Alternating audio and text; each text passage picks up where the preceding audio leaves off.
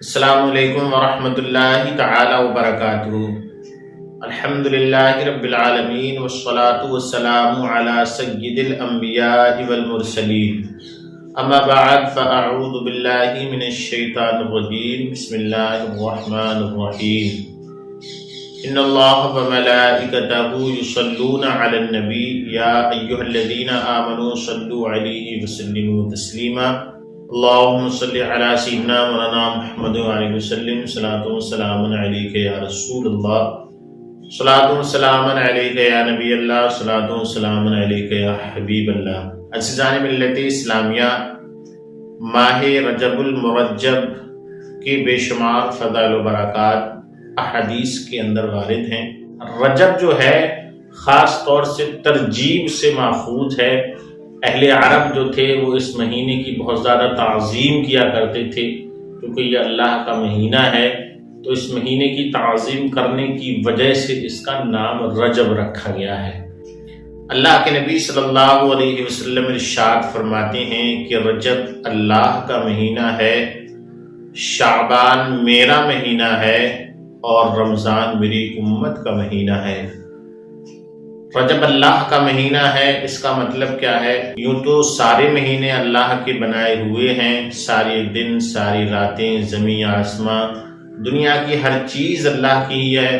دنیا کی ہر چیز کا خالق، مالک، پیدا کرنے والا، بنانے والا رب تعالی ہی ہے، مگر خاص کر احادیث میں رجب کو اللہ کا مہینہ بتانے کی حکمت کیا ہے؟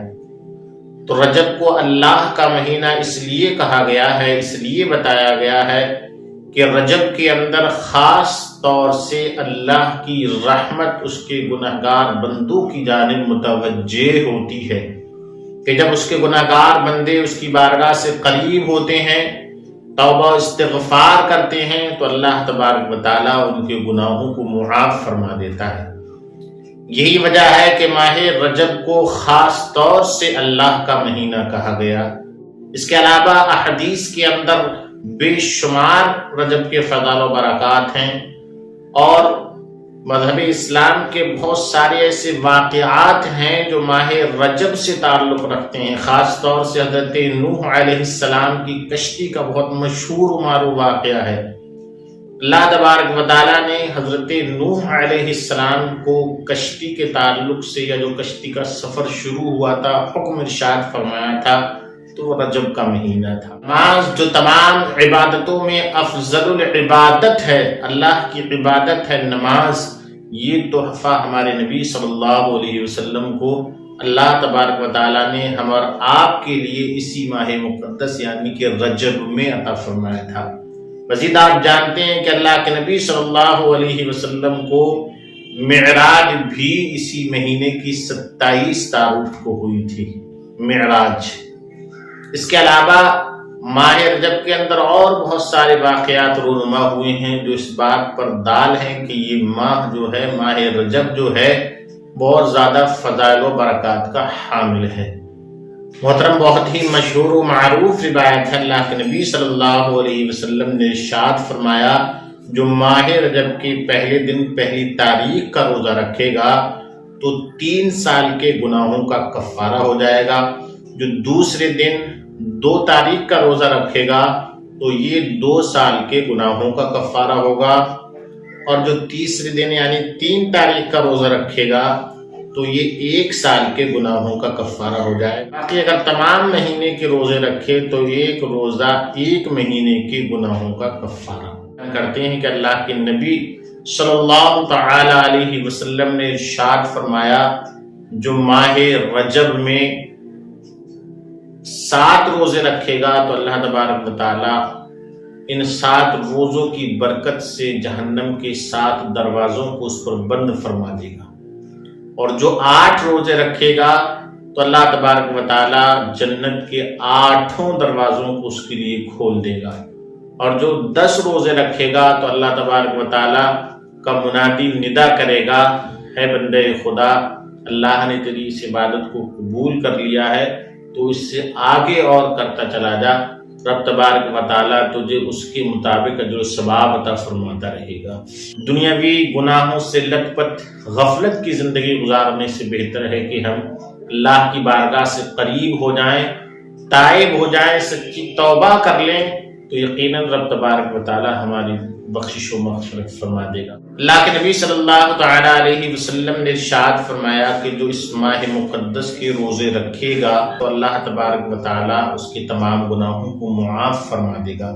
تو ایک ضعیف العمر شخص کھڑے ہوئے عرض کی، یا رسول اللہ صلی اللہ علیہ وسلم، مجھ میں اتنی استطاعت نہیں ہے کہ میں پورے مہینے کے روزے رکھوں۔ تو اللہ کے نبی صلی اللہ علیہ وسلم نے ارشاد فرمایا کہ رجب کے پہلے دن کا روزہ رکھو اور 15 تاریخ کا روزہ رکھو اور آخر میں ایک روزہ رکھ لینا، تمہیں پورے مہینے کے روزے رکھنے کا ثواب ہوتا۔ عزیزان گرامی، جو ماہ رجب کے روزے رکھتا ہے تو اللہ تبارک و تعالیٰ اس کے ساتھ 3 بھلائیاں فرماتا ہے۔ پہلی یہ کہ اس کے تمام گناہ جو پہلے ہو چکے ہیں وہ معاف فرما دیتا ہے۔ دوسری بھلائی یہ کہ آنے والی زندگی میں اسے گناہوں سے پاک و صاف دور رکھتا ہے۔ اور تیسری بھلائی یہ فرمائے گا کہ بروز قیامت اسے پیاس کی شدت سے محفوظ فرمائے گا۔ محترم ناظرین، آخری روایت اور سماعت کیجیے گا۔ اللہ کے نبی صلی اللہ علیہ وسلم نے خاص طور سے شب جمعہ کے تعلق سے ارشاد فرمایا ہے کہ ماہ رجب کے پہلے جمعے کی جو رات ہو اسے ضائع نہ کر۔ اس رات اللہ کی بارگاہ میں فرشتوں کی جماعت حاضر ہوتی ہے۔ رب فرماتا ہے، میرے فرشتوں مانگو تم کیا مانگنا چاہتے ہو؟ وہ فرشتے عرض کرتے ہیں، الہ العالمین، جو ماہ رجب کے روزے رکھتے ہیں تو انہیں اپنے فضل و کرم سے معاف فرما دے۔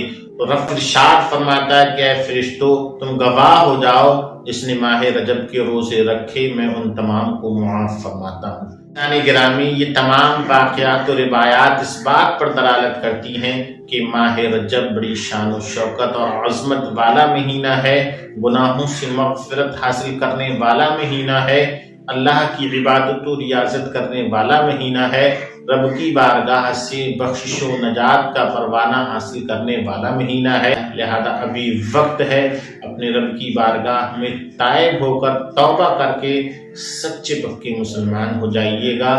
رب تعالی ہم تمام کی بخشش و مغفرت فرمائے۔ السلام علیکم ورحمۃ اللہ تعالی وبرکاتہ۔